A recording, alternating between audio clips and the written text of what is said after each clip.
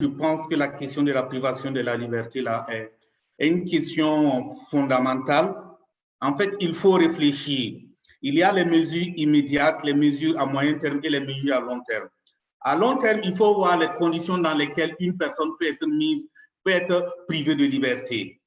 Est-ce qu'il ne faut pas agir sur les conditions qui doivent permettre la privation de liberté d'un citoyen?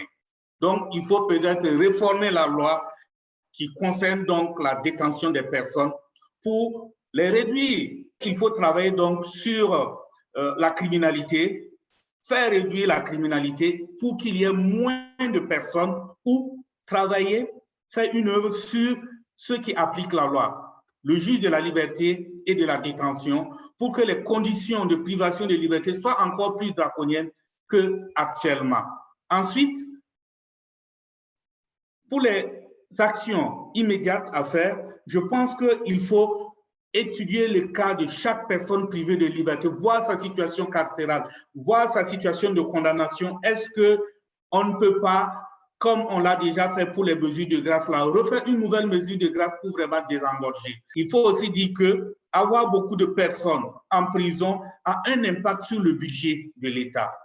Parce que si on prive une personne de liberté, il faut la nourrir. Le principe, c'est que si vous privez une personne, vous prenez l'engagement en tant qu'État de nourrir la personne et de veiller à sa sécurité et à sa santé.